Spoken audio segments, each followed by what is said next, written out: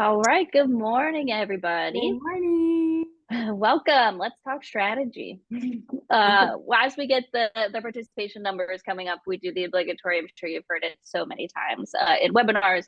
Just a reminder: today is a webinar style meeting that we're having, which means that you can't show your video or be able to join with audio. But what you can do, and we encourage you to do, is that if you get familiar with your little screen there with all of your settings, if you open up the chat box, that allows you to be able to talk with not only us as the panelists, but to talk amongst yourselves. We always have a lot more fun during these trainings when people are interactive and give your advice and talk about things that you have done. Again, today we're going to be going over some fundraising strategies. So it'll be really great to hear from some of you on things that you have tried that have worked well, some things that you've learned along the way that maybe weren't so great and that were kind of bumps in the road that you learned from. Right. And then the other thing to point out is the Q&A feature. So it's a bit of we have a long presentation today. And as much as we want you to chat and talk amongst yourselves in the chat, if you can use the Q&A feature specifically for questions, that way we can make sure that myself and the Community Foundation team are able to see the questions that come in and be able to answer you. Sometimes they do get lost in the webinar chat, and we don't ever want to end a webinar with someone having questions that weren't answered. So again, feel free to chat in the chat and ask questions in the questions, and that will be great. And I'll pass it over to Christina. Yeah, well said. And that going off of that, if there are questions that we cannot get to today, know that we will follow up with you directly and do our best to answer those as well too. But to start off, guys, throw your name, your organization in the chat. Let's do a little welcome if you want. There we go. We got Lauren from Bernheim. What's up? Love it. Shannon from Code U. We got Andrew and Peyton from Backside Learning. Oh gosh, now they're running in so quickly. I can't even get up here. Hand Up I know, I'm like, I Resource can't even read it. It's so Center, fast. Ecode Project, Adopt Me Bluegrass Pet Rescue, Americana, Casa, Built for This. Oh gosh, we got it all over the place. What's up, Paula from Lincoln Foundation? Sharon from Art FM, Mike from Louisville Mandolin Orchestra. Awesome. Louisville Grows. So a lot of different organizations, honestly, from all different kinds of cause types today. That's really cool. Natalie Edge, Jesse from Neighborhood House. Oh, hi, Jesse. Chandra. Awesome. Yeah, guys. And as we're getting a little bit closer, we have over 100 folks who had signed up today. So we can wait just maybe one more minute, I would say, Natalie, before we want to get Yeah. going. And And we've just already to had a great reiterate, question. Oh, oh, go you ahead. go. Oh, I was going to say we already had a great question, and I forgot it in my normal spiel, which you think I would know because I do this all the time. Yes, this is being recorded today, and we will have the slide deck available on the nonprofit resources page as well. So the slide deck will be available as soon as we're done. The recording itself just takes a little bit for me to upload into YouTube and do the things that I need to. So look for that on the trainings page either later this afternoon or first thing tomorrow morning, so for you to be able to share with people that weren't able to attend. And that's all at giftforgoodlouisville.org, folks. I'll pop that link in the chat. You can also access the training library, not only from the drop-down menu on the main page, but then also from the resource hub. So I'll drop both of those links in the chat here in a minute. Hi, Nicole from Park Community Credit Union Foundation. That's the last person I saw. Okay. I think we are good to go. Wonderful. Oh, and then we already have a question about peer-to-peer fundraising that I do want to clear like this up. Is peer-to-peer fundraising option an additional fee through Mighty Cause? Last year was included. This year, it is also included. We would not be training on a function that you guys had to pay for, to be quite frank. So peer-to-peer fundraising, you have all the same capabilities as you did last year. Natalie will get in today as to what those entail. And yeah, hope to clear all that up.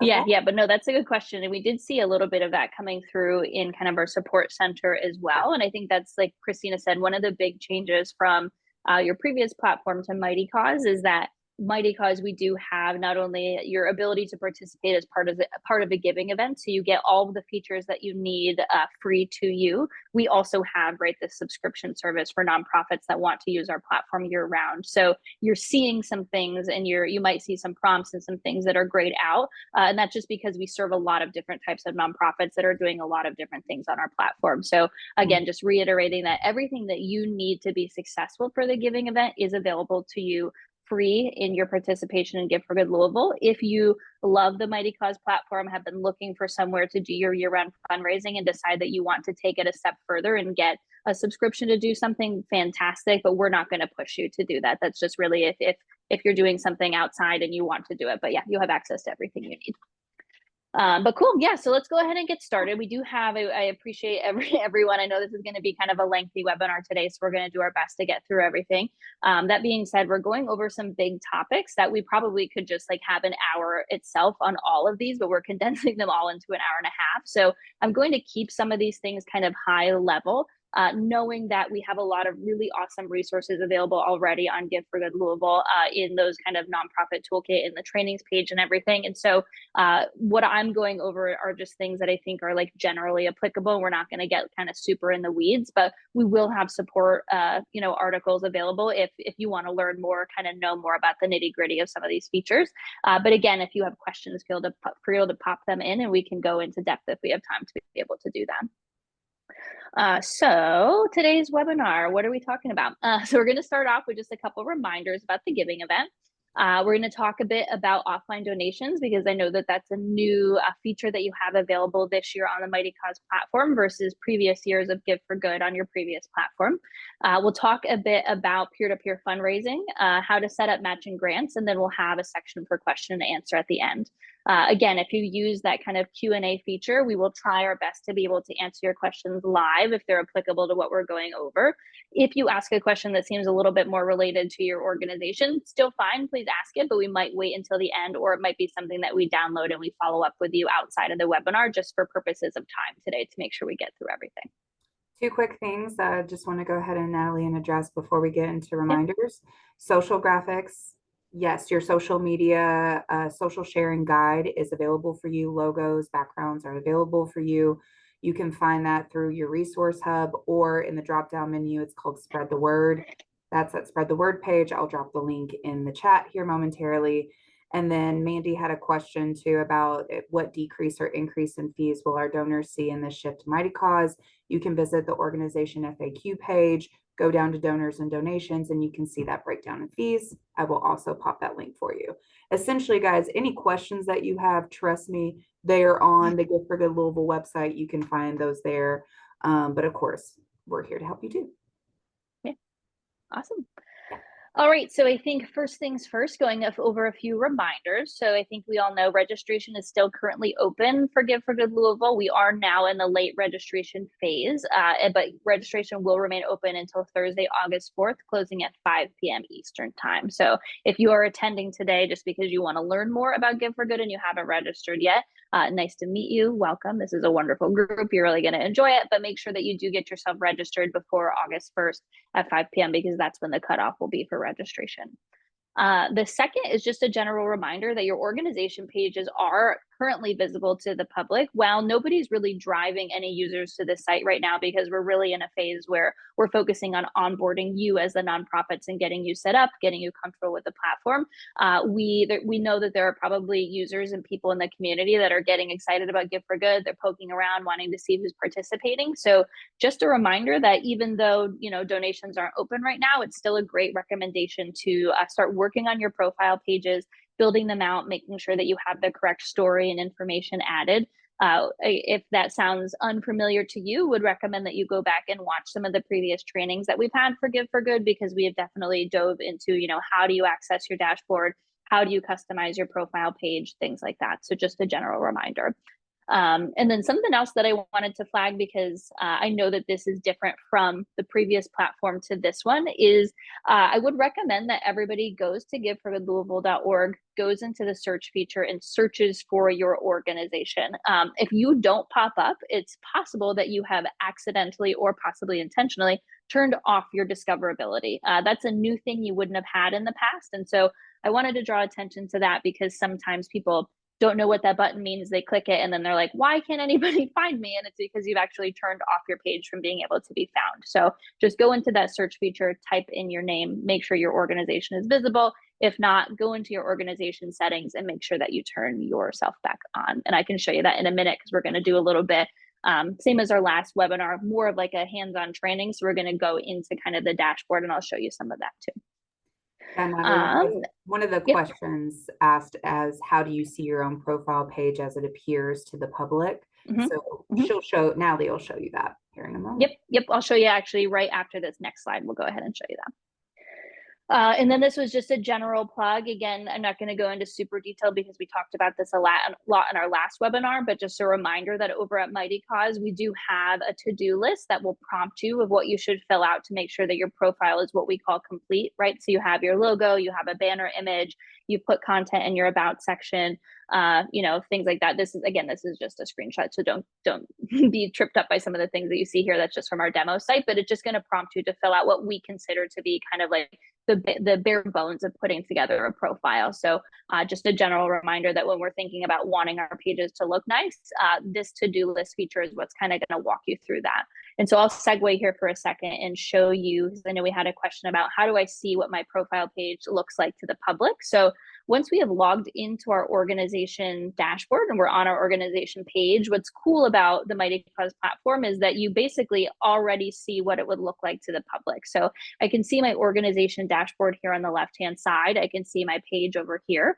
If this is like hard visually for you to be able to be like, there's all these icons, I don't know what it looks like. If you come here and you turn off edit mode, you can actually also collapse your kind of admin panel and scroll up. And then everything that you're seeing here is really what that page is going to look like to your donor. So this is a true representation of what your page would look like.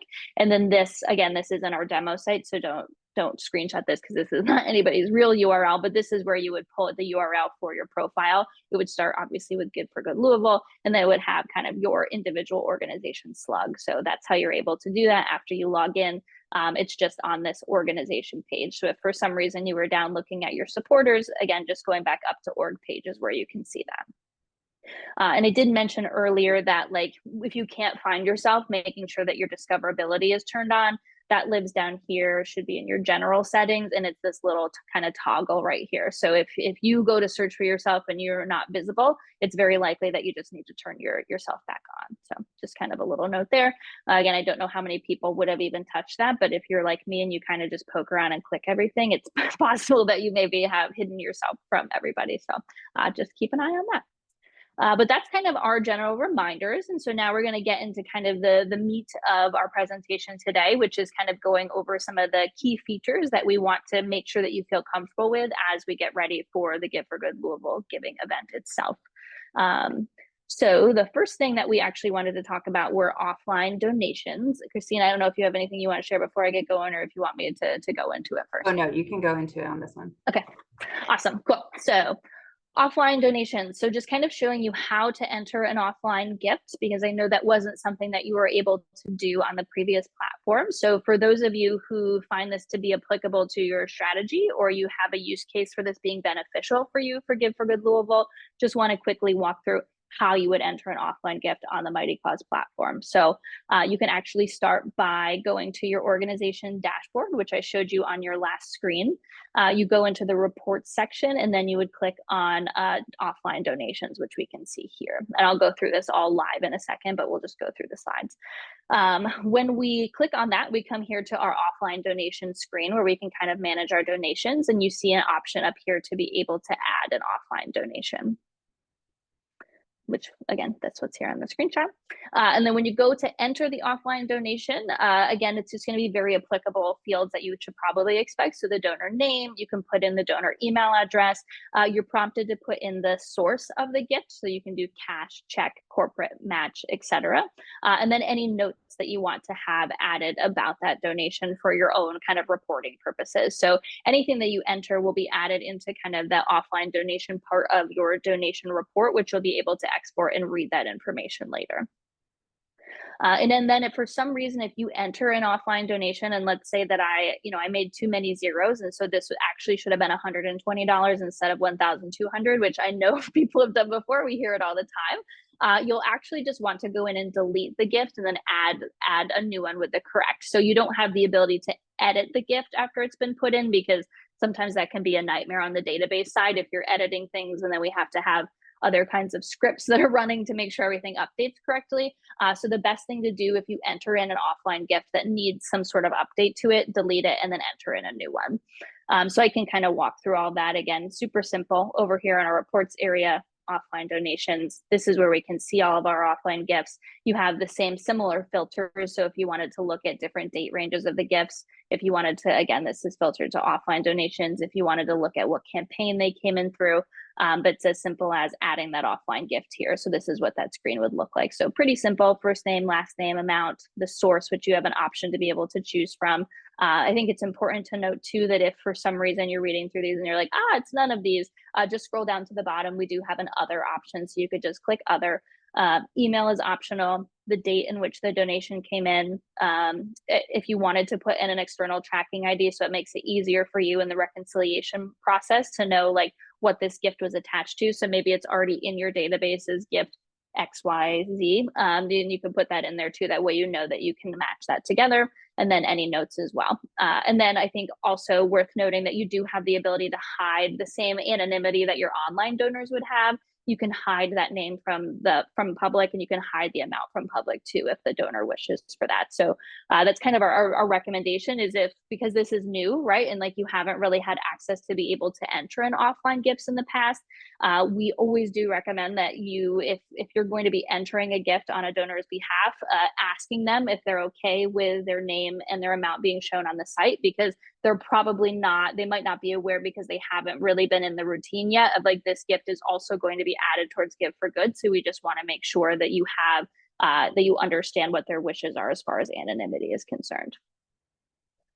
And then I think let's go through, we have one more slide, and then I'll answer some of the questions that have come through as well. So I think it's important. It's pretty self-explanatory of how we enter them in, but I do want to kind of talk about the rules as far as Give for Good Louisville is concerned and offline gifts. So offline donations will not count towards your leaderboards or your prizes. So what that means is when you enter in an offline donation, so let's say my total is 1,000 already, I enter in a $1,000 offline gift. My profile total will show as $2,000, but if I look at the leaderboard, my leaderboard total only shows as $1,000, because your profile will show everything online and offline. Leaderboards themselves and prizes are only looking at online donations. So we wanted to draw attention to that, one, because I think it's important as you're gearing up for the campaign and thinking about what prizes you want to kind of try to go for, and what you can be competitive with. Just know that it's only looking at online donations for that and your leaderboards. But two, because there might be times if you are an organization that enters in offline donations where you have some confusion, because you're like, well, my profile says this, but my leaderboard says that. Just know that it's likely because you have an offline donation that is not showing up in the leaderboard or this other location. So that's kind of one of the big things that we wanted to draw attention to. And then second, as far as what offline donations should count, we only want offline donations that were received between September 9th and the 13th. We did have a question here about when do we enter offline donations for the giving day? And because we're saying that only offline donations from the 9th to the 13th count, we shouldn't be entering offline donations until that date itself. I have some really good questions. Awesome, guys. We knew this was going to be a long webinar because I had a feeling you were going to have a lot of buy-in, which is fantastic. So I see. So why would we enter offline donations? And I don't know, Christina, if you want to take that one, feel free to. Yeah. No, I think it's a great question, right? So the only reason why you really would want to enter those offline donations is if you want to keep all of your donor data kind of in one place. Over the years, I've had folks been like, man, I really wish I could count, the cash and like the checks that we receive like for the giving day, like in support of us for the giving day. I wish that could count right towards like our overall totals. So this is just giving you that option to do that. But in some talks that I've been having, right, during office hours and one-on-one times, I tell folks like, but that is the thing, then you need to have somebody who is going to be capable of inputting those offline gifts for you, collecting that donor data, asking those donors if they want, to have their name and their amount like publicly displayed. So if you have the capacity for that, do that. It's just that option is available to you. And the benefit to the donor is that they then get to avoid the platform and credit card fees. But again, it won't count towards prizes and it won't count towards leaderboards. So there's pros and cons on both sides. Awesome. Great answer. I did see an anonymous attendee ask, you're getting an error when you try to click on it. If you can write it and let me know what your org name is, and that is if perhaps if there's a setting or something that needs to be changed on our end. I have an idea of why you might be receiving that message right now. It would be really long and it might be convoluted and it might confuse a lot of people. So if you just want to let me know your org name, and then I will make sure that if it's something that needs to kind of be answered in a broader sense, I will have Christina and team kind of send that out in an email. But I think I have an idea why it's happening if you're trying to click add an offline donation now, because we're technically not in the Give for Good window. So you're technically not falling into a giving event subscription right now, which might be why you're being prompted that you can't add an offline donation at this time. So don't hold me to that. But and we're not supposed to be entering them in right now anyway. So maybe it's just a really great kind of roadblock that we put there. So yeah, if you want to let me know who you are, I'm happy to look into it and we'll get that answer back to you. Perfect. And then I have, do offline gifts apply to matches? Fantastic question. That's totally up to you. So one of our chunks today that we're actually going to do is actually going over matches. So what a timely question. And we're going to go over that. But yes, you have the option to decide as a organization admin whether or not you want offline donations to count towards your matches. So I'll show you that in just a minute. If we have a match or a challenge, okay, so that's the same question. So that's good. And then I have fundraisers.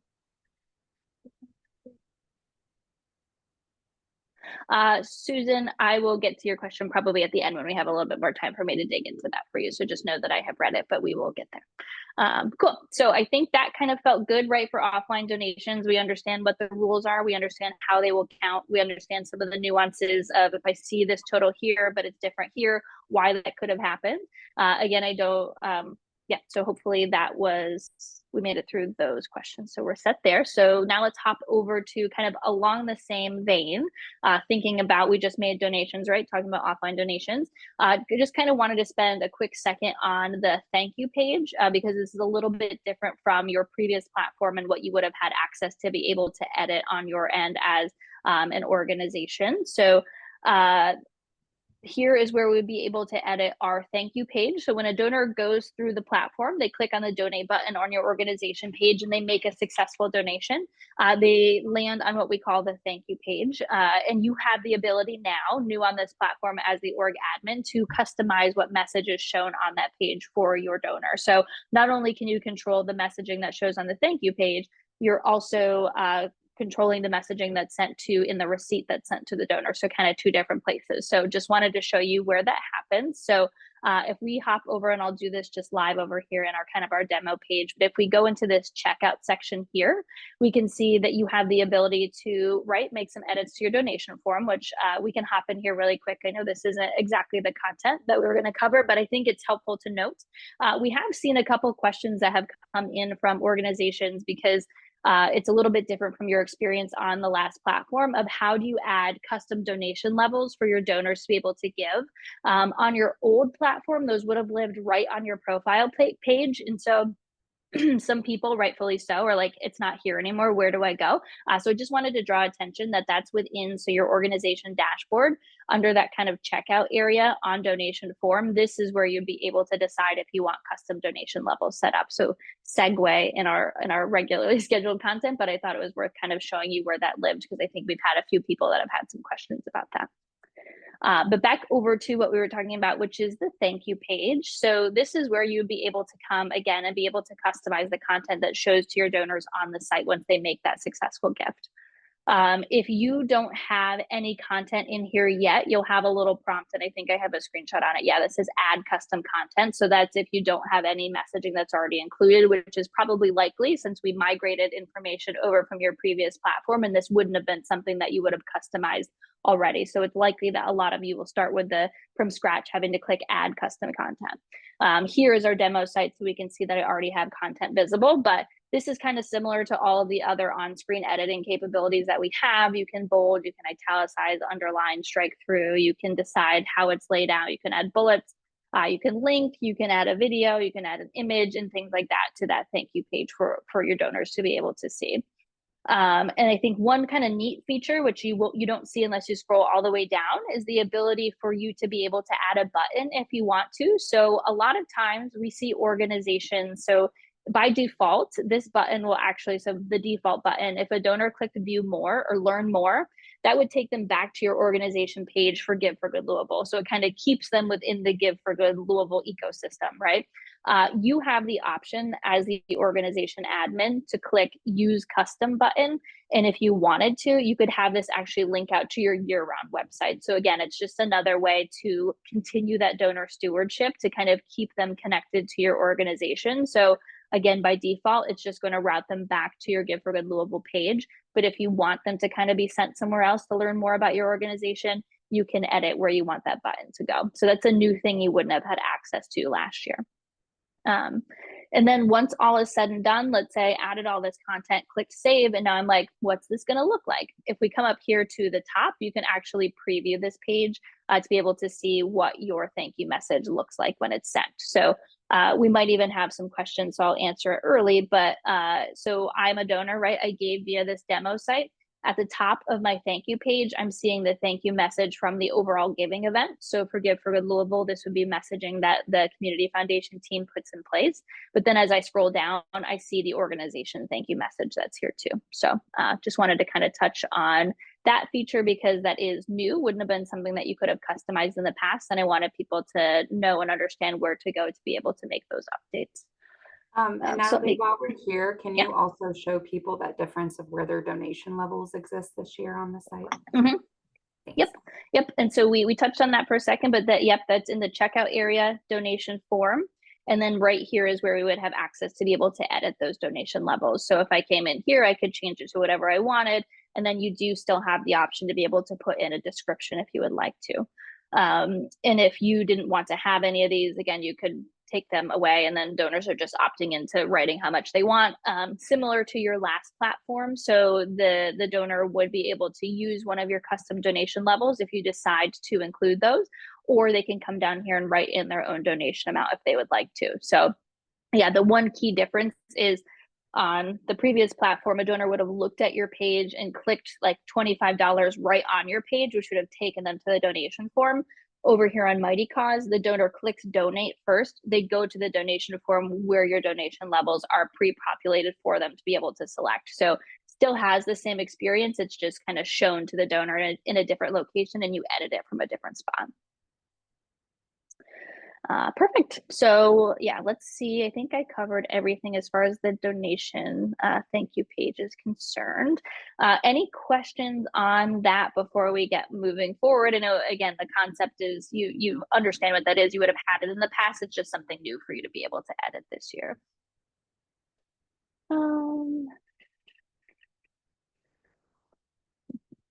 Jacqueline, I see your question that's probably a little bit more specific, so I'm going to need to dive into that for you. So I'll get back to you on that one.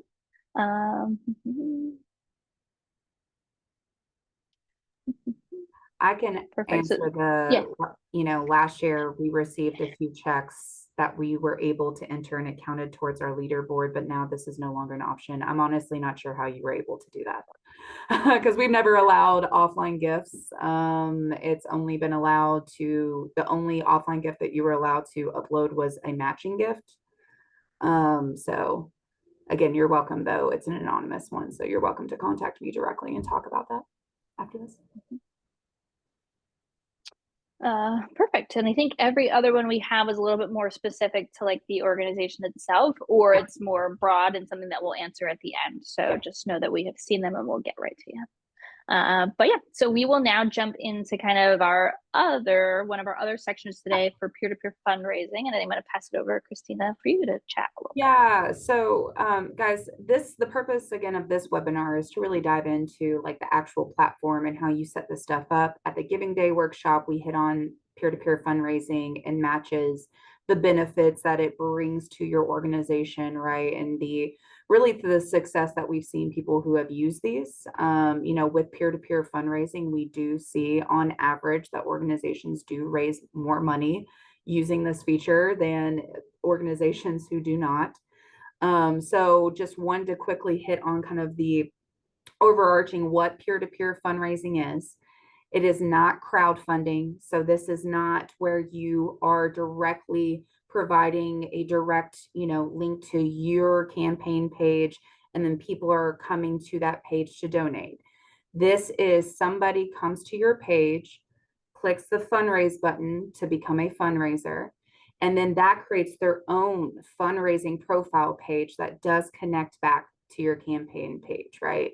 And so basically what happens is an organic kind of reach, because then that person is touching new people in their networks and so on and so forth that you would have never even been able to get connected with. Our peer-to-peer fundraisers, you need to look at those folks, those volunteers, as though they are members of your team. We had a cooking theme for the Giving Day workshop this year. So it's like, imagine these people are your front of the house folks, people who have never came into your organization or know anything about your organization before are now getting introduced to your mission through these people. So definitely treat them and steward them as though they are a member of your team. But Natalie will get into what it is on the platform and how you can actually set this up for your day. And just also as a quick reminder, any questions that come through the chat, you need to put those in the Q&A because there's a lot of people, and so we're not going to be able to get to that. So just please put all your questions in the Q&A. Thanks. Perfect. So yeah, let's go ahead and we'll dive into peer-to-peer fundraising. So as Christina said, and I know those of you who have participated in the past or attended previous trainings, you understand kind of the concept of peer-to-peer fundraising. Our goal today is to really walk you through how is it different on the Mighty Cause platform and what do you and your donors need to know in order to be able to set up a peer-to-peer fundraising page. So we'll go ahead and get started. So the first thing, which is similar to what you would have had on your previous platform, is that you, as the organization admin, have the ability to decide whether or not you want your supporters to be able to sign up as peer-to-peer fundraisers organically through your profile. So when we're on our organization page itself, so we'll hop over here and we have edit mode toggled on. So remember that step one, if I come here and I don't see any ability to edit, most likely I need to turn on my edit mode.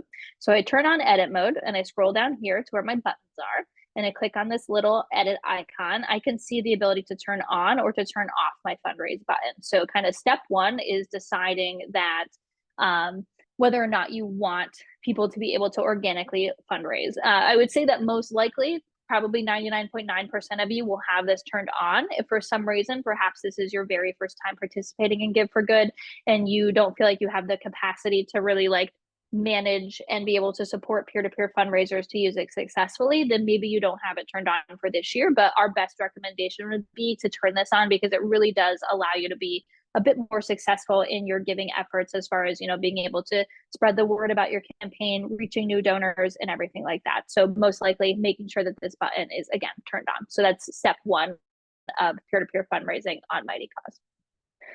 The next thing that we kind of wanted to talk about is how to set up a peer-to-peer fundraising page. So kind of two different things that I'm going to talk about really quickly is what is the supporter experience. So again, the use case is Natalie, right? I'm coming to the Animal Humane Society page because I adopted my dog from there and I really believe in their mission. I want to create a peer-to-peer fundraising page and I want to be able to share that out with my supporters because I want everyone to know how much I love them and I want them to give towards this cause because they're so near and dear to my heart. So I, as a fundraiser, can come here to your organization page. And again, I can turn this off so you can see. I click the fundraise button. I click that I want to get started, and that starts me through the fundraiser process. And I'll do that in just a second, but I don't want to do it right this second. So very similar to what your experience on the previous platform was. Not a lot of steps for the supporter who wants to sign up. It's just coming to your organization page, clicking the fundraise button, and being able to start their journey of being able to access and customize their page. The other thing I did quickly want to be able to show you is because this is something you would have had the ability to do on your previous platform. And some of you might be thinking, in the past, I have invited my fundraisers, or I have created the page for them as an admin, and then I share it with them to be able to share out, because maybe you have some folks that, don't have the time and capacity to be able to create their own page, or you have some people that are really well-intentioned and they really love your organization, but technology is not where they thrive. And so having you do all the legwork for them, passing it over, and allowing them to just share in their social media is the arrangement that you've set up. So I wanted to show, if you are an organization where you're like, yeah, that sounds like us, we often do some of that beginning work and we pass it over to them. I just wanted to show you that you still do have the ability to do that over here on Mighty Cause. Very similar actually to how the process works for a fundraiser itself. So now let's kind of refresh and start from scratch. So I now am the admin for the Animal Humane Society. I know that, one of our biggest volunteers, Ruth, wants to be able to be a fundraiser, but she doesn't have time to go in and create her own page. So I'm going to create the page for Ruth, and then I'm going to share it with Ruth. So here's how we would be able to do that. Again, same starting point. I'm going to my organization page. I'm clicking the fundraise button. I'm clicking that I want to get started. I want to build my fundraiser. So that in just a second is going to take me to my organization page and dashboard. So what's great about Mighty Cause is that in addition to you as the organization admin having kind of on-screen editing, that same feature and kind of functionality is available to your peer-to-peer fundraisers as well. So again, let's keep in line with the fact that this is me, Natalie, creating a fundraising page for my friend Ruth, right, to be able to share it. So I would come here, and again, it's totally up to you. If you have an arrangement with the supporter where you typically create the whole page for them and share them afterwards, then you as the admin would come in here and you would, change the title, you could change the goal, you could change the description, and we'll go into all of this in just a second. But let's say that you've gone through, you've made all your edits, you're ready to share this page so that it's done, and all Ruth has to do is just copy and send it away. If you come in here to where you see settings and you scroll down, you're going to see an area. So this purple spot, you won't see that. Purple means that it's only visible to people like me, so that work at Mighty Cause. But you would still see the option here to be able to change the fundraiser owner. So this is where I, Natalie, am done. I built this page out and I'm ready for Ruth to actually own it so that she can share it. I would just put in Ruth's email, and what that does is it sends an email to her to be able to access her fundraiser and share that out. So I just wanted to show you, because the process looks a little bit different. You would have had access in the old platform to not only have a fundraiser come and sign themselves up, but you as the admin could have invited them and created a page for them. So that's what that process looks like over here on Mighty Cause. It's basically the same exact thing that a peer-to-peer fundraiser does. It's just that you come in here and you change who the admin is at the end of the day, the owner of the fundraiser. I think we might have just had a question come in. I love that we're rolling with Ruth too. Hold on. So we're following up with the Ruth example here. So would Ruth then be able to edit her page after it is emailed to her? Yes. So if Ruth wanted to, so let's say you went through this whole process, you customized the page, you have it looking where you're comfortable as the admin to be able to be shared out, but you change the owner to Ruth, and now Ruth has access. If she wanted to go in there and make a few updates, she could, but all of the work you have done could allow it for her to not have to do anything. So yes, it's not like she can't touch it anymore. By actually changing the fundraiser owner, it means that Ruth now owns it and she can make updates if she actually wants to. Thank you for keeping in line with Ruth. It's made it good for my brain to follow through on my example. But awesome. So that was kind of step one of just showing you, what the two different login kind of creation experiences are, so that you know how to do that. I see a question. Do we need to create a page for each person? No. So what probably is the most common use case is that you're going to want to encourage your donors, and let's see how far back I can track here before I get myself in trouble. So what you're going to want to encourage your supporters to do is what you would have done on your previous platform. So you share your page with them. So I share this URL and I say, go to this page, click the fundraise button, create your peer-to-peer fundraising page. So that's probably going to be like 99% of your fundraisers go this route. Probably point one is going to be you actually creating a page for someone that doesn't have the capacity to be able to create it for themselves. So if you go the strategy where you create all the pages, then yes, you would have to create one for each person, but you should really encourage people to do this on their own. And then you just kind of jump in and help on those one-off situations where you need to provide more support.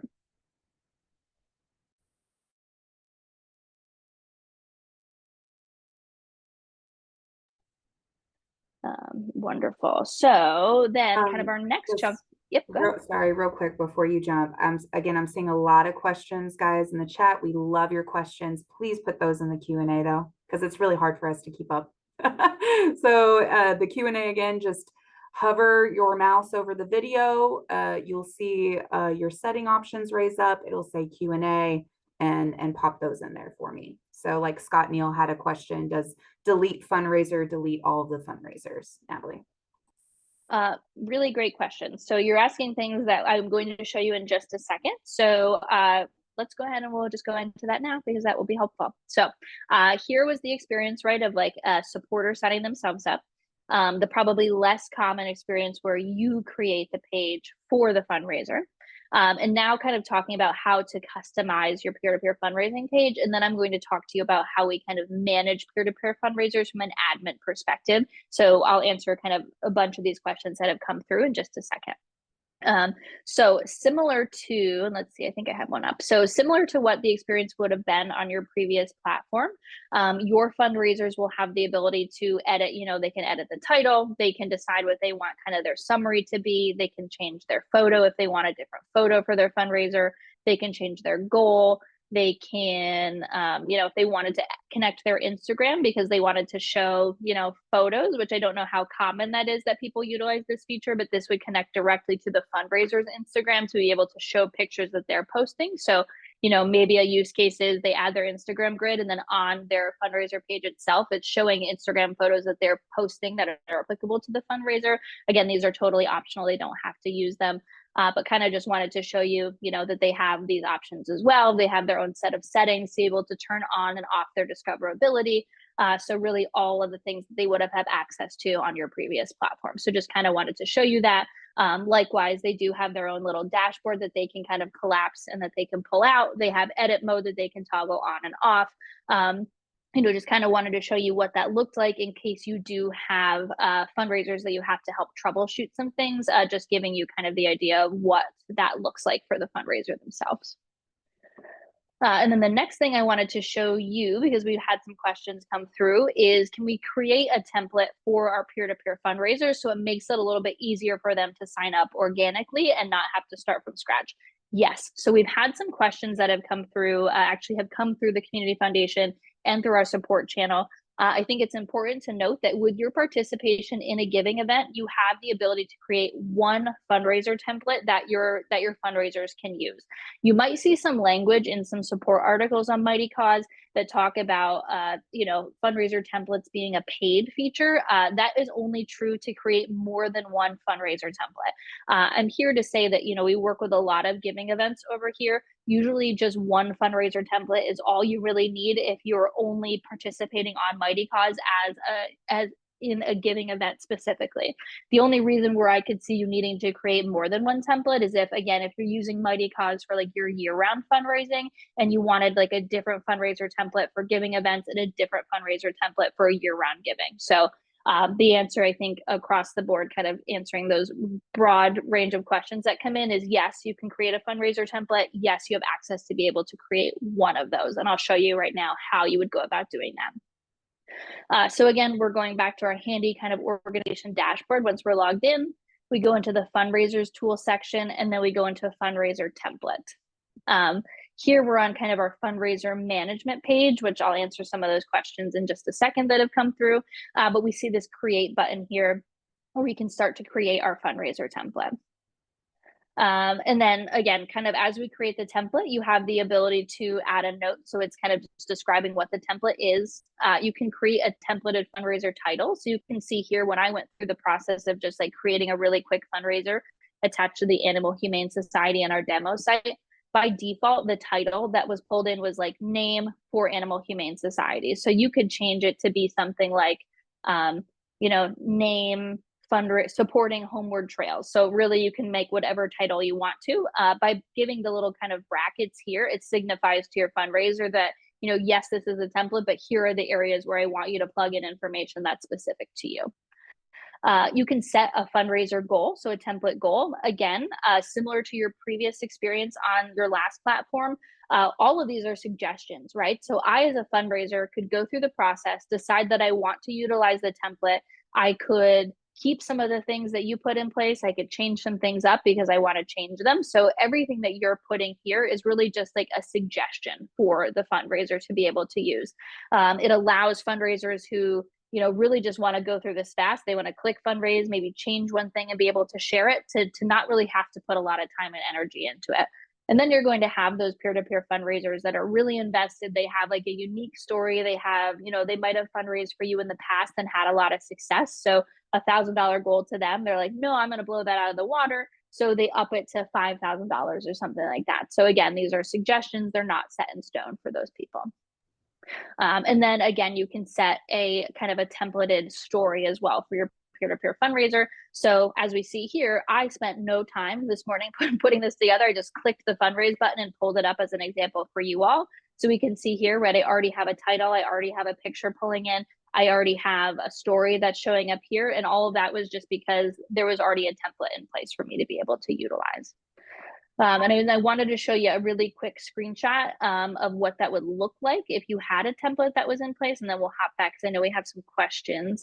So if we come over here, this is what it would look like for your fundraiser if you had a template in place. So they would click that fundraise button on your organization page. They would click that they wanted to go through the process, and then they would see this kind of pop up that notifies them that there is a template provided by the organization. So they have the ability to leave that checked and they can go through and build the fundraiser, or if they uncheck it, they're starting from scratch. Because again, you might have some folks that are like, I've done this before. I know my plan. I know what I want everything to be. Like, I don't want anything to get in my way. And so they can start from scratch, or again, they can kind of utilize your template too. So I think we probably have had some good questions because it seems like Christina has something she wants to flag. Yeah, well, and I also just wanted to piggyback off of what you were saying because Jesse from Neighborhood House shared something that really worked for what has worked for them, which is that they create a peer-to-peer fundraiser for each board member, and then they give them sample text to post, email, text their friends, and encourage them to say, please contribute to my fundraiser at their fundraiser link. And then they give their board members the opportunity to opt out, but apparently nobody ever has. And even, despite those fundraisers being public on the page, and they said that sometimes they don't all participate, but they have at least made it as easy as possible for them. And the board members that do participate really appreciate it. So that fundraiser template is a great way to do all of that kind of, hard work for them. And then, Natalie from Mighty Cause, showed you how you can actually also set up a fundraiser link for them as well. So I just wanted to, no, and I love that. I think that's what you said. Yeah. And thank you for sharing that. That's a fantastic case of, again, I think in order to take some of, because we know you have a lot going on, right? Getting ready for a giving event, it's not just as easy as putting in some text and being like, here's a pretty page. You're doing a lot on your end to be able to cultivate, make sure people know the giving event is coming up, get your donors. And so we don't want you to have to go through every time and create a fundraiser for everybody who wants to participate. But I do really love the use case where it's like you're driving most people to create their own, but for your board members, you're creating them, sharing it with them, because then there's like less of an ability to say, oh, I can't do it, right? Because what's the roadblock? Where's the obstacle? We've already given you everything you need. All you have to do is share this. Here's the text and let's go. So no, that's really great. So thank you for sharing that, Jesse. That's really helpful. Cool. So we have a good amount of questions that have come in about peer-to-peer fundraising. So let's go ahead and read through some of those. So how is creating a fundraiser template different than creating a fundraiser page and then changing who owns it? So that's a great question. Creating the fundraiser template actually allows, so let's go back to the example where I, Natalie, am just a supporter of the Animal Humane Society. When I click this fundraise button and I go ahead to get started, I can use this template. Again, I build my fundraiser and then it ends like something like this, right? So you're helping me as as the fundraiser not start from scratch. So I'm not sitting here being like, this is overwhelming. I don't know what I'm supposed to put in here. And now I'm going to drop off and I'm not even going to help this org fundraise, not because I don't like them, but because I now am so confused by what my next steps are. And I don't know what I'm supposed to put here that I just like give up, right? I think we've all done that in our personal lives. We've all wrote essays. We know what it feels like to just be like, where do I start? I guess I probably shouldn't even pursue that, right? So this is helping your supporters be able to be more successful by taking some of the responsibility off of them. The other thing that you asked is creating a page. So that would probably be for someone where, like, again, we have our sweet Ruth who wants to be able to be a peer-to-peer fundraiser, but maybe she doesn't have internet, right? And she's like, I don't have time to go to the library to create this page. Again, you can ask me follow up, like, how then is Ruth going to share this page? It's a good question. So I was this is about to just an say, yeah, example, your but I know, peer-to-peer fundraisers should definitely have I lost access it. I to lost the it. I lost it. But let's just say that for some reason, right, Ruth yeah. isn't technologically savvy. She's not going to be able to go to your page to be able to create it. So that's the case where you're actually going in, you're creating the page for them. You're adding Ruth's name, you're putting in a picture of Ruth, you're doing everything for Ruth and then giving it to Ruth. So I think similar to what Jesse's experience was and that really great recommendation that she had, she's creating these pages for individual board members, giving it to them. So then the board member literally had to do nothing. They're just getting this nice little package of like, here's a link, please share that. Here's the text, please share that. So that's a case where you're like extra stewarding that supporter because there's a specific reason that like you want to eliminate all barriers to entry for them. The fundraiser template itself helps kind of the general audience be able to get started, not starting from scratch. So hopefully that answers your question. Perfect. And then I see, yeah, apologies if this was already discussed. Can we have multiple templates? So no, you actually will only have access yet to have one fundraiser template through your participation in the giving event. That's a good question. So this might be a good kind of strategy question for you, Christina. So we have how far out before September 12 should we be sending the page to our fundraisers to have them sign up? I don't know if you have any kind of best practices or things that you have talked about with the nonprofits before. So I mean, the sooner the better, right? Because then you can start to steward those fundraisers and give them more time to kind of get acclimated to their fundraiser profiles. But my best practice suggestion is to actually, when you're thinking about who you want those fundraisers to be, because quality over quantity. And I'll give a real world example of this. Second Chances Wildlife, they always have a really great peer-to-peer fundraising campaign every year because they have a really large volunteer, because they're a volunteer, really ran organization. And so, so very few staff, a lot of volunteers who help them do their work. And so they had a whole bunch of people signed up as fundraisers last year, but then not a lot of them actually activated their pages or did anything. So get a good group who you know are reliable, who you know have a passion for your organization, who you may want to take from being just a donor to a fundraiser, right? So this is another opportunity for you all to really steward those donors to get even more involved with your organization. And honestly, try to get them all on a Zoom call or all, you know, at a pizza parlor somewhere, right? Especially if you feed people, that's always a nice thing.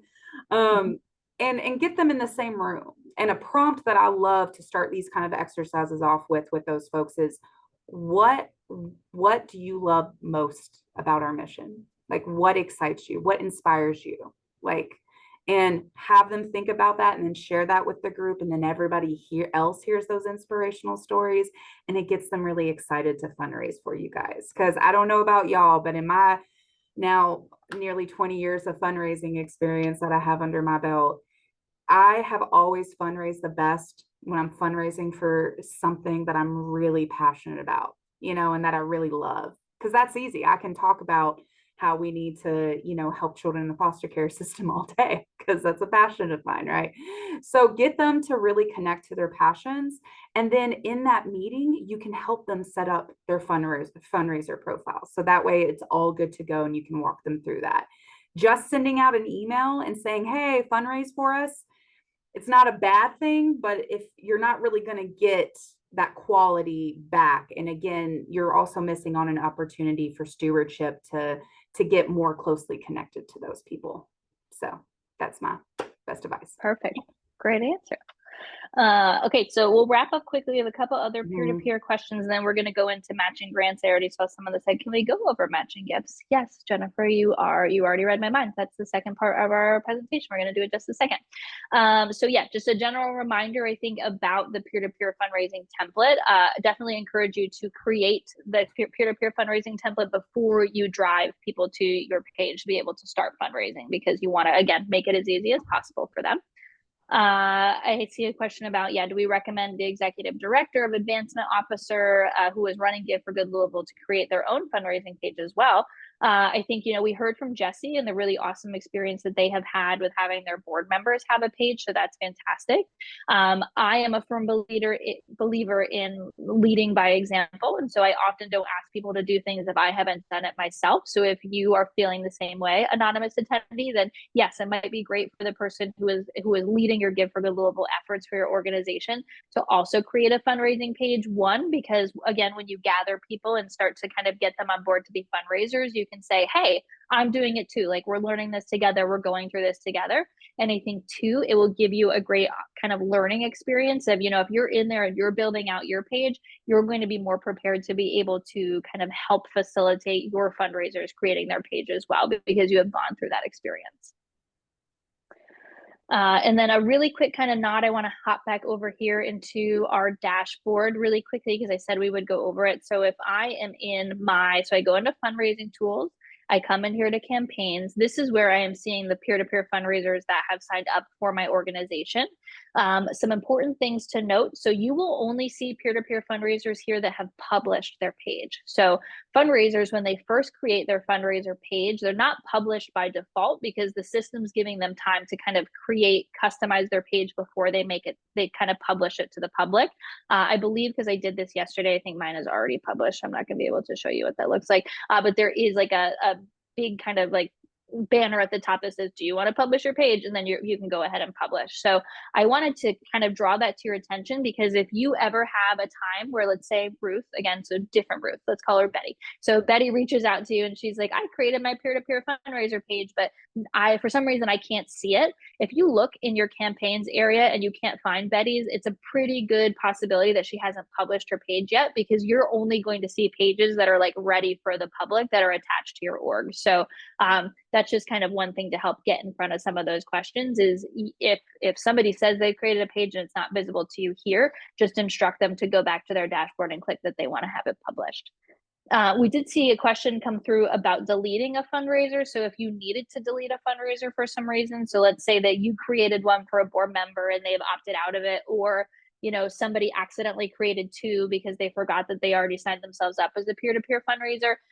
You as the admin can come in here, click on this little kind of toggle, and you can then delete that as well. So you could delete that fundraiser, and that doesn't delete all of them. It just deletes like that peer-to-peer fundraiser itself. And then I saw a question about, actually, I think Christina might have answered the question, which is fantastic. Cool. So thank you. You helped me get through these. Wonderful. So that is kind of, I think, peer-to-peer fundraising on Mighty Cause in a nutshell. Again, feel free to use that Q&A feature, send in those questions, because we will continue. We'll hopefully have some time for questions and answers at the end, so we can come back to peer-to-peer fundraising if we want to. We just want to make sure we have enough time to go into what matching kind of matches and challenges look like over here on Mighty Cause. So we were going to ask a question about, have you ever used peer-to-peer fundraising and what worked well and what didn't? I feel like we had a lot of actually people send some things in about what worked well. So if you want to, and if you want to kind of chat into the webinar chat and just say, have you used it? What worked well for you? Like Jesse's example, which I think is a really great takeaway for all of us to be able to use. Or you could say, what didn't work so well and what did you learn from that? Again, we want this to be collaborative. We want you all to kind of walk away with some ideas of how to utilize some things. So we'll probably still segue into the next part of our webinar. But if you want to kind of chat amongst yourselves in the webinar chat with some of those suggestions, that would be helpful. Yeah, and one last question. So just like you can actually have your offline gifts count towards your matching gifts, which you'll show here momentarily, One person asked, will we have the opportunity to assign offline donations to one of our peer-to-peer fundraisers? That is a good question. Yes, you should be able to do that. And also on the fundraisers, let me see if I go into Grace's.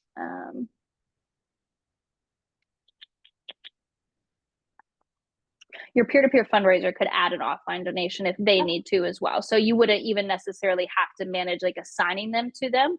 I would say, again, because we need to consider offline donations as they relate to Give for Good in general, right? So like they won't count towards leaderboards, they won't count towards prizes. So I think knowing that, there probably aren't a lot of you who will even dive into the offline donation realm because there's not really an incentive to do so, right? But if it is something that's important to you and that you want to have represented on your organization page, then yes, it's important to note that you as an org admin can add an offline donation and your peer-to-peer fundraiser could add an offline donation as well.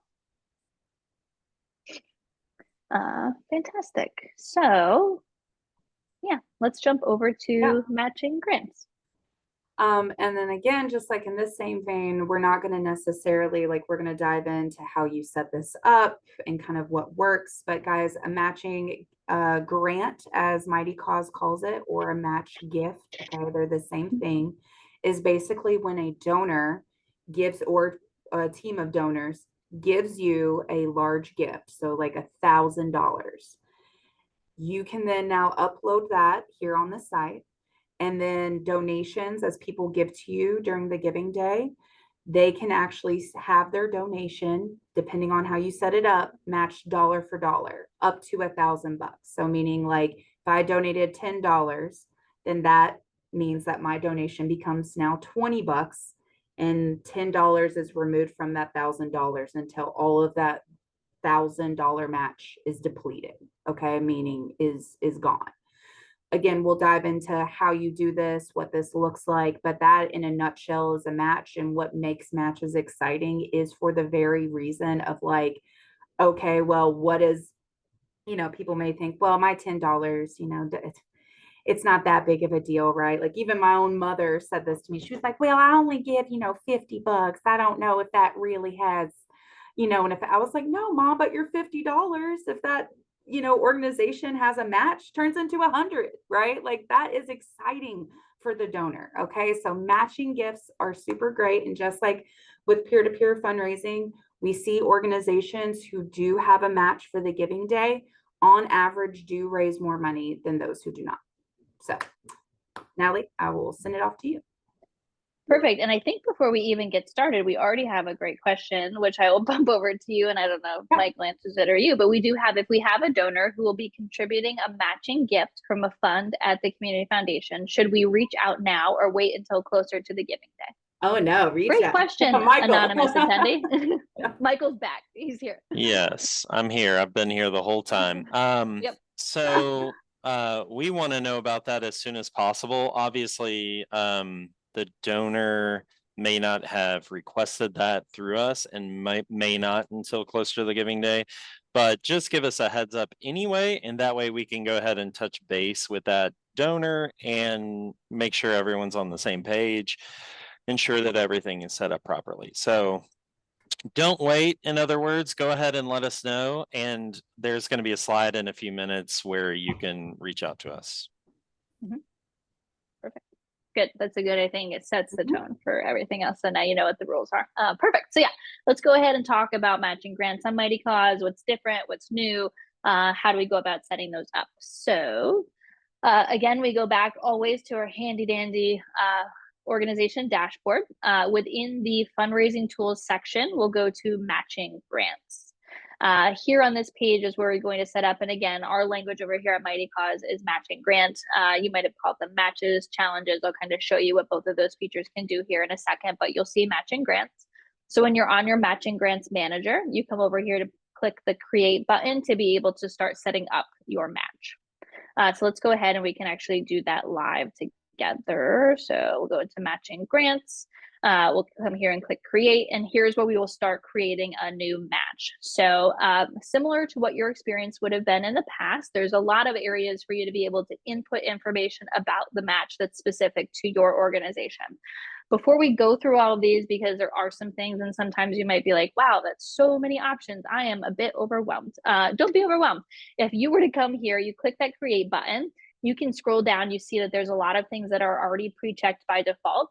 That just means that if you were to go ahead and create a match with all of these things that are already pre-checked, you're creating what we would consider to just be like a very basic match within the system. So if you're like, this feature is fantastic, but it's a little more than I need right now, just leaving the things that are checked by default will create a one-to-one kind of a typical match for you to be able to put onto your profile.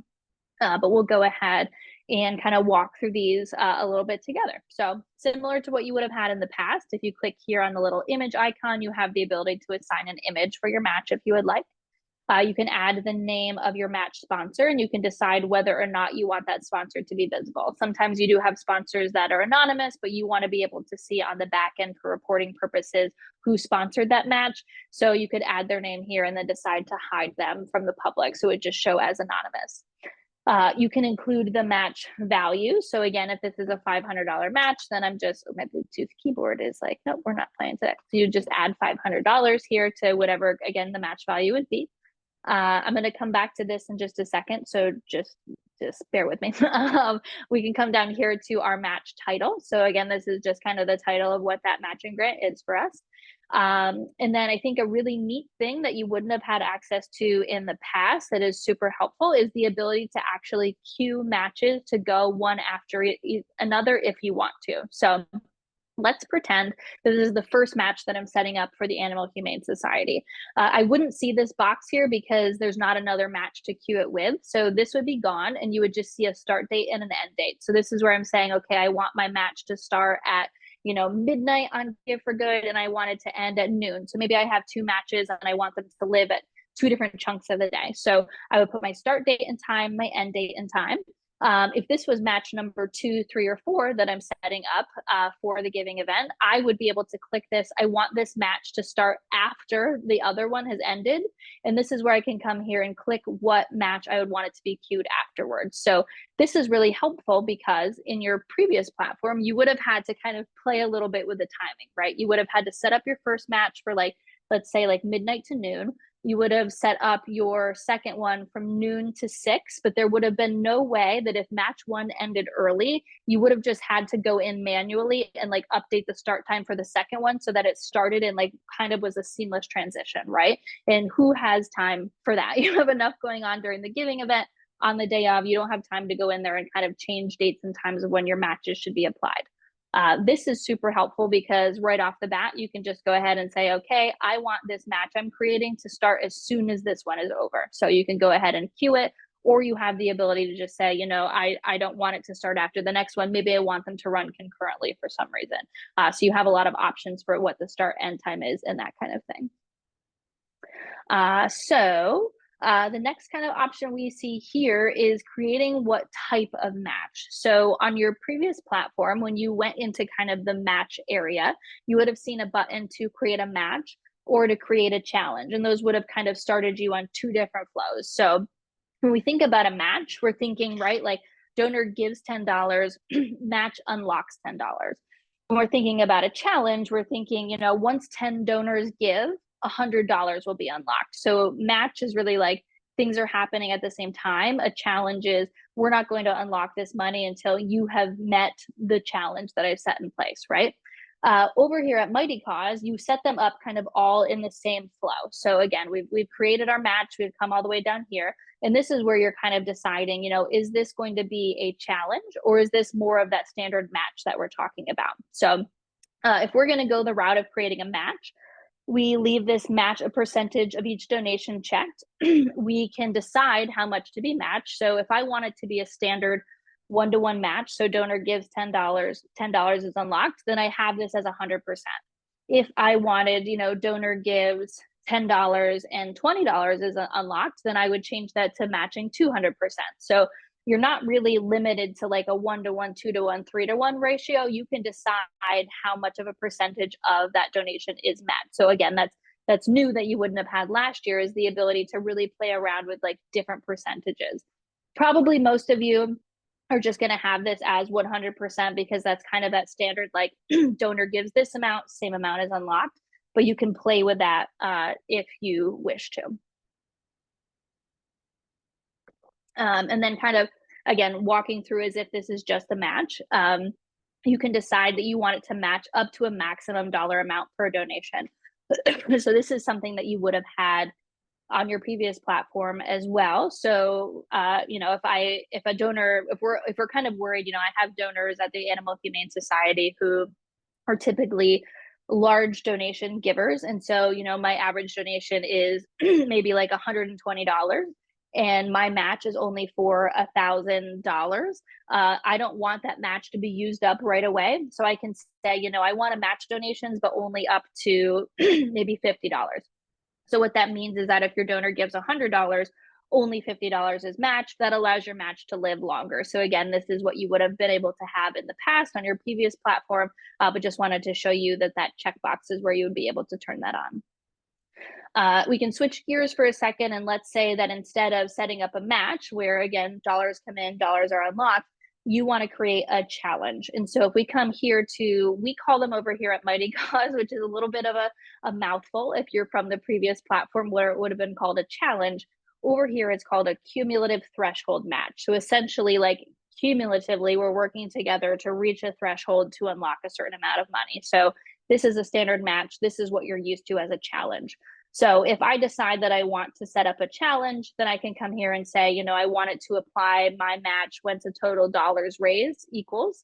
I can do it once a certain quantity of donations is received or once a certain amount of unique donors have given. So again, all the settings that you would have had on your previous platform, it's just called something different. So I wanted to bring that to attention because that creation process is not wildly different, but it does look different. And I didn't want people to be confused or think that you're missing out on functionality. It does still exist. It's just the process to start creating a match is the same. It's just down here in this match type area where you're really deciding, is it a match versus is it a cumulative threshold match, aka a challenge that you would have been used to. And then kind of some new things. So we have to ignore this because, again, this is something that only I would see as an admin. It's not something you would have access to, but you do have some kind of match conditions that are optional for you to be able to enable if you want. The first is, and again, this is new, so you wouldn't have had access to this last year, is the ability to set a minimum donation amount before the match is applied.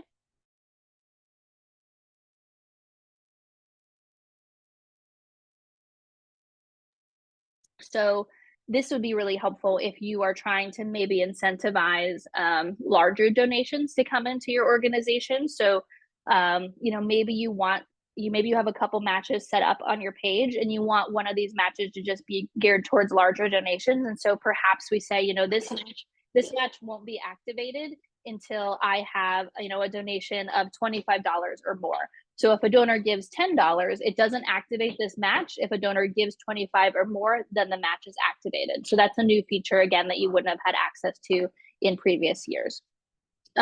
This is where, so we had that helpful question that came in earlier about whether or not offline donations would count towards matches. So if you as the admin decide that you do want them to count towards matches, then you would leave this box checked. If you decide that you don't want offline donations to count towards your matches, then you would just need to turn off that checkbox.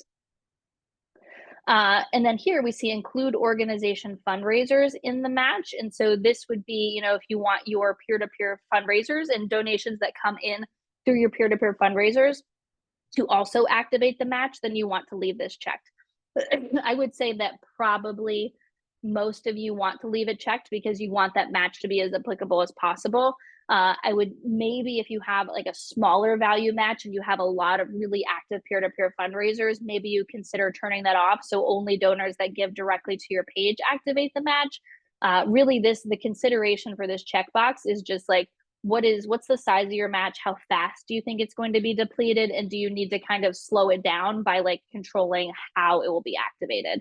Again, probably most people will leave it checked, but I just wanted to show you that it's there because that's a new kind of setting that you wouldn't have had access to before. And then last but not least, I wanted to show you here is the ability to apply a match once per donor. So again, everything that lives down here is kind of allowing you as the admin to decide how quickly this match is going to be met, and putting some parameters on how it counts. So here, applying the match once per donor is kind of helpful, because if you know that if you look at your data from previous years, you can see that Natalie gave to your organization 10 times during you having an active match, and like you're like, great, Natalie, like that was awesome, but like you took away 9 other chances for other donors to feel like their gifts could be matched, then perhaps you turn on this where it only applies the match once per donor. Again, all of this is optional down here. If you have a kind of a philosophy and a strategy that works well for you, don't change it. If you are interested and you're curious because these are new options that you haven't had access to before, doesn't hurt to kind of play around and see, is there a way, do I have a use case for wanting to slow some things down, wanting to put some parameters in place on your match, in which case you can do so. And then again, you can put in the email here. So this will actually send a notification to the email address once the match has been depleted. So that's pretty helpful. In most cases, this is going to be you as the organization admin that's going to be sent to, but that's another field. And then you would click create match. Before we get through that and kind of look at what does the match look like on the front facing page, I want to come back here to this checkbox that I told you that we would talk about in a second. So this one can be a little bit confusing, so I wanted to spend some really quick time talking about it. Again, I will say 99.9% of you should leave this box checked. What that means is that, so let's say we're setting up a match, right? And this box is checked. That just essentially means that when the donor gives $10, the match will actually unlock $10. So like my organization total will go up by 20, right? So that's what we expect from that match behavior. If I uncheck this box, really the only reason to do that is if you know for some reason that your match sponsor is going to give to your organization directly online to your Give for Good Louisville page, and you don't want that money to be double counted. That's why you would uncheck this box. Essentially what that means is, if I'm your sponsor and I give your organization $500 online through your Give for Good Louisville Animal Humane Society page, when you set up this match, it will look like to the public that the match is being met, but it's not going to incrementally increase your totals by the match because it knows not to double count those matching dollars.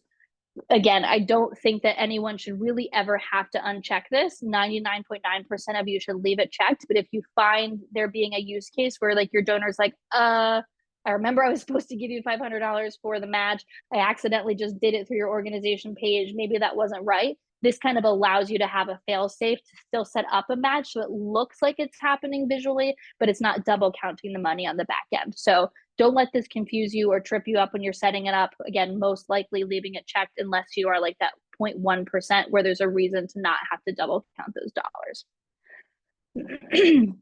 And then the second kind of thing I wanted to show you quickly was, what does that match look like once we have created it? Because we did have a question come through about that. So you can see, and we can actually go to this demo page because it's visible. You see that there's actually a little icon here on my donate button because I have a live match. That's not something that you as the org admin have to do. The platform will inherently put this little badge on your donate button when you have a match that's live on your profile page. So I think that's really neat. Again, not something you would have had in your previous platform. And it's a really quick and easy way, because if I'm a donor, right, and I'm giving to your page, I don't even have to go anywhere to see that you have a match that's visible. So that's exciting for me. That lets me know my donation is going to be amplified. I don't have to kind of scroll down and see that you have a match because it's right here and it's already visible. Step 2 is that it does add the match onto your page itself. So if I scroll down on the Animal Humane Society, again, this is a demo page, so you're going to see a lot of stuff added, but there is a matches section where I can see what match is set up. Again, similar to what you would have had in the past, I can see the title, I can see who it's supporting, I can see the sponsor, I can see what the rules are, and then I can see how much is left as well. And then the other really neat thing that I wanted to show you, because this is, again, a new experience, is that donors will actually have the ability to use a filter on the search page to see only organizations that have an active match. So there's kind of 3 different ways for your match to be put in front of a donor's face, right? So that option 1 is it shows on your donate button. Option 2 is it shows on your page itself in the matches section. And then option 3 is that, I could be any donor, so not related to your organization at all. I come to giveforgoodlouisville.org. I go to the search page. I click the filter that I only want to see organizations with an active match because I want my donations to count, to be double counted, or so on and so forth. And then I find your organization through that route. So again, the platform will inherently help you publicize that match. Of course, we always recommend that in your social media, in your email outreach, that you're also, publicizing that you have a match, so you're incentivizing donors to give. But we are doing work on our end too to make sure that that's visible to donors who visit the website. And then I know we have some questions, so let's get through this kind of one last slide because we have Michael, and then we can go through all of the really awesome questions that have come through. Yes. Thank you, Natalie. I'm Michael. I'm the Director of Grants Administration. So my team is charged with processing all of the donations for Give for Good that come from a CFL fund here. Dolly asked the match issue that Natalie talked about a little bit, where it double counts. Dolly says we had several donors give to our match amount. One gave through CFL, and their gift was counted twice. So the question is how to avoid that. That's the whole reason I have this slide in this presentation, is to try and avoid that. Sometimes when the donor tells us they would like to make a Give for Good donation, they don't tell us that it is for a match. And so if we don't have that information and we're not aware of it, then we will just process that as a normal Give for Good donation. If you are aware of that, however, you can notify us, and then we flag those donations as a Give for Good match instead of a normal donation. And we do a couple things. A, we will send you a check right away instead of doing it as a deposit later after the giving day. So there's some more incentive to do that. B, we will also double check that the match is set up on your giving day profile and make sure that the fund holder is counted properly. So it's important for you to notify us at the email listed on the screen if you know that a CFL fund holder is wanting to do their gift as a match. So I hope that answers your question, Dolly. There is another question about matches from a CFL fund holder who participate in a group match, a collective match. We've had that happen in the past, and the same thing is true. If you know that that portion is going to be applied to a collective match, that's okay, they can do that. We just still need to know, that way we don't upload it as a normal Give for Good gift, and then it double counts for their portion of the match. So you can do that. A CFL fund holder can contribute to that collective match. We'll just send you a check for their portion. That's why we do it separately, to make sure that Give for Good matches are separate from the typical donations. Just notify us as soon as possible. So there's the question about timing. If you know that now, go ahead and let us know. We'll actually reach out to the donor, set that up in our system to be timed how they want it to be timed, and then we know to double check that that match is set up on your profile. So I think that's it. All the questions. I'll hand it over to Natalie and Christina because I think they had some questions that they wanted to answer. Yeah, I'll go ahead and get into some of the ones that I wanted to do. So Emily asked a good question about, how does it work if you're collecting funds to get a matching donation, like hosting your own small individual fundraiser among your coworkers? Their example is that they're using a jeans day to collect $5 donations, but then use funds towards Give for Good and matching those funds. I would assume that what you're asking, so Emily, hopefully I'm interpreting this right, is that you're collecting donations from your team to then pool together into one big match. Hopefully that's the case. If that's the case, then once you have that total, all you got to do is just follow the steps that Natalie showed you and put in that final total. All of that money is already, in your bank account, and you're good to go. So that's how that works. Hopefully that answers it. we have a question confirming that matching dollars count towards gift for good prizes. Sharon, I'm not sure if you are asking like, because within the prize pool, we have match pools. Obviously that, counts towards a prize. If you are asking if the match that you then upload and then people who donate and get their dollars matched right through that match, yeah, they're donating online. So then their gifts are going to count towards the prizes. If you're asking if a matching gift itself that is uploaded offline and into the system counts as a prize or anything, no, because no offline gifts count towards prizes.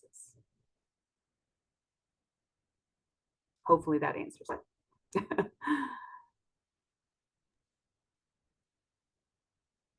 And then Natalie, there were some on here too that I was like, there's one that I think I'm going to anonymous attendee who asked about the 5,000 versus 2,500. Would you be able to write in to us who you are if you want to put it in through the question and answer, or if you want to just chat with us, just a host and panelist, because I want to follow up with you offline if that's possible on that answer to your question. And then I have a question. I think yeah, sorry. Paula also asked, will CFL matching gifts count towards prizes? Again, I'm not sure exactly what you're asking there, but a CFL fund holder, if their fun fact about them, their gifts, yes, are going to count towards the prizes this year. Again, if it's as you're inputting that as a matching gift, that is an offline gift and therefore that doesn't count towards a prize. So again, if you need to meet with me offline to kind of understand that better, we can. We'll also be going over prizes and payouts in our prizes and payouts webinar on August 9th.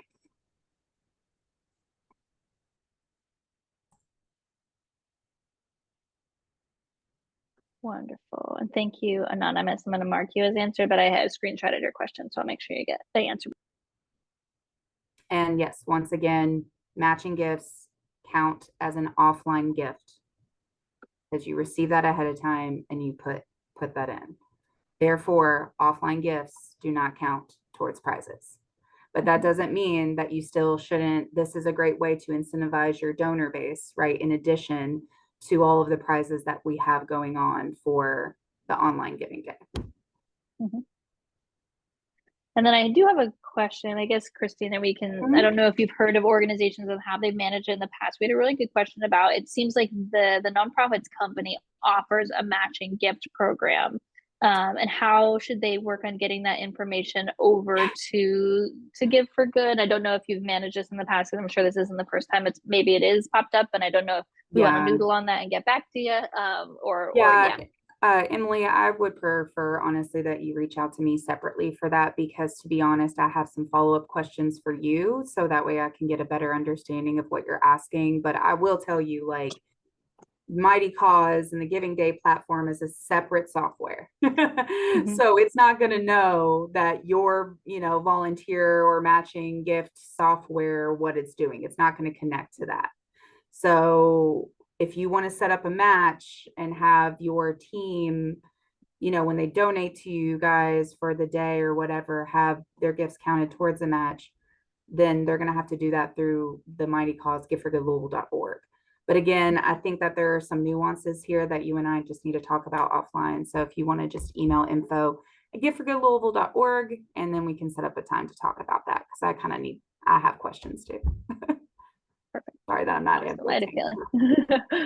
No, I had a feeling. I was like, there's sometimes some follow-up. So perfect. Let me go through here. And we also, because we only have a couple of minutes left, so I just want to go ahead and get to kind of like the last few slides here. So Natalie, right, just kind of going back over what we all talked about today, which make sure to finish your to-do list items, finalize your organization page because it is searchable. And again, if you're not finding, if your page isn't coming up, go to your settings, make sure that your discoverability is on, or pop in the Mighty Cause chat. Any platform support that you need, Mighty Cause is there for you. secure a matching grant if you have that time and availability, and if you think that will be of use to you. Again, either just collect one donation or a series of donations from folks that you put into one and upload that. And then if you also think that peer-to-peer fundraising would be beneficial and that you want to try to get new donors and get new people into your organization, that's a great tool to recruit new donors. And then the last step, guys, is if you go to the next step, of course, is that live webinar for the prizes and payouts. It's coming up on August 9th at 11. You can register at the Resource Hub and the trainings page.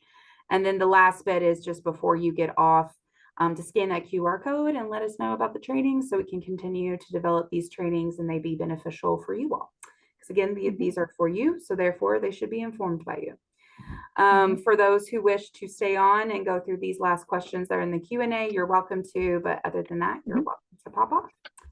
So, yeah, and like we said, I know this was sorry, Christine, I know this was a lot of content to cover today, and I had to talk fast. I coughed because I was talking too fast and I couldn't go into everything. So just know that if you do have more questions or anything that gets submitted to us, again, we're always trying to fill that resource toolkit with helpful answers to things that we either didn't have time to go into more in depth. So letting us know if there's still some lingering things that you wish we would have talked longer about, we just didn't have time to. We can either, pull resources we have or create new ones to make sure everyone has answers to all the information that they need to. So today was just kind of like a teaser. We tried to go into as much as we could, but if you want to know more, let us know and we'll do everything we can to be able to connect you with the right resources.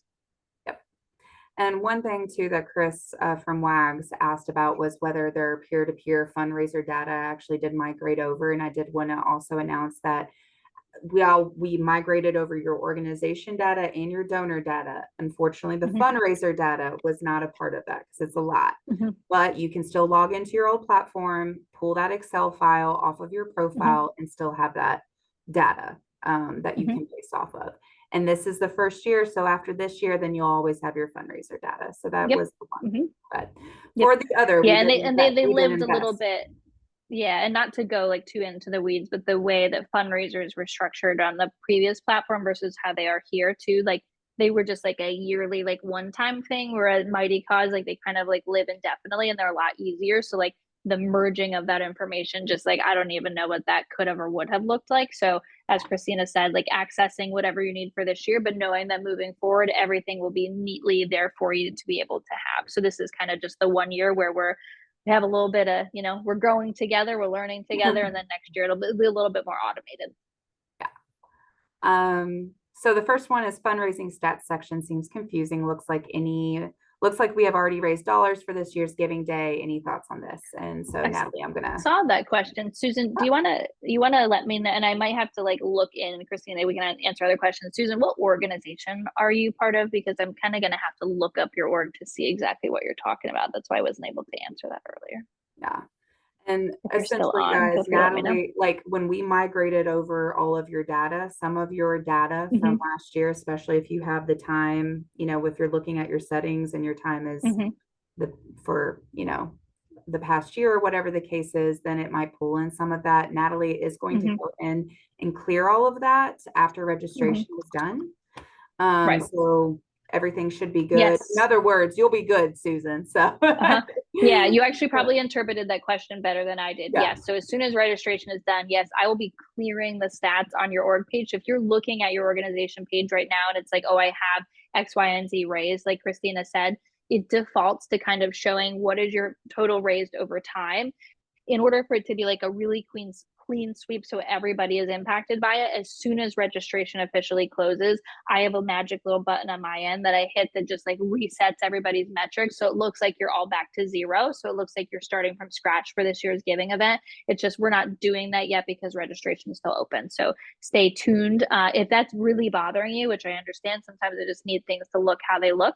If you come over to your organization page, and again, we're in edit mode, if I click on my kind of pencil little icon here right next to my stats, I can say when I want the calculations to start counting from. So I could decide, you know, I want to clear it out. I want it to be starting from like November 2009. I could come in here and decide that I want it to be starting from today, in which case your profile will show $0 raised. So you can either do that on your own right now, or just know that as soon as registration closes, I will manually kind of be pushing a button that clears it for everybody. So good job interpreting that, Christina.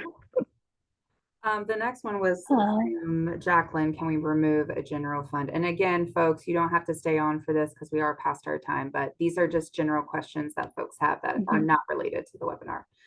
And Jacqueline, I'm assuming you might be seeing that, and you might have just seen it in the demo that I was showing you because it was attached to a demo page where you're in the donation flow.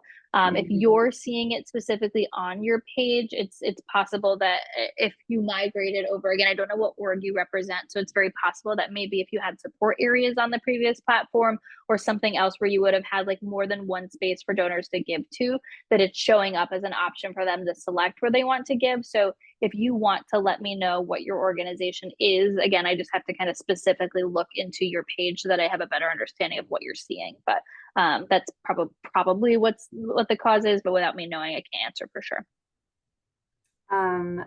Thanks. And the next one from Joy is, I see one-time donation and monthly donation. How are monthly donations processed through Mighty Cause and then given to us? So yes, you have the joy of the ability to still receive recurring donations through the giving day. I will note that we have negotiated with Mighty. Yes. So they actually, a recurring donation. So if the donation is made during the giving day timeframe, right? So when early donations are open until the end, any instance of a recurring gift moving forward will have the same fees attached to it as the giving day does. So that's really great. So you're not different from the other platform. You would have kind of had a period where the donation counted with the giving event specific fees the first time, and then the subsequent donations would have had like a different processing fee associated with it.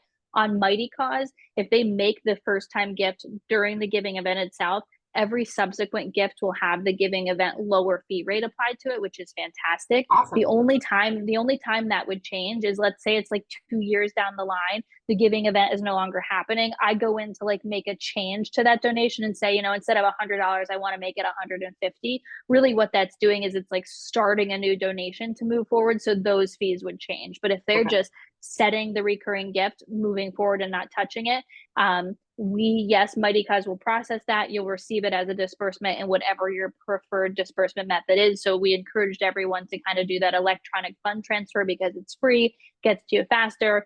Or you can elect to do checks, which has that $5 service charge and it comes once a month, but it'll follow whatever that preference is for you, and Mighty Cause will continue to disperse those funds to you. Awesome question, because monthly donations are great, because that is they're little surprises. Yeah, right. Right. So if the donor provides the match through the Community Foundation fund, it will count towards prizes. If they are giving the donation offline, then it will not. I'm a little confused by that. So Michael, I'm going to lean on you. If you receive a matching gift from a CFL fund holder, what will happen is you'll need to notify us that donor is a CFL fund holder.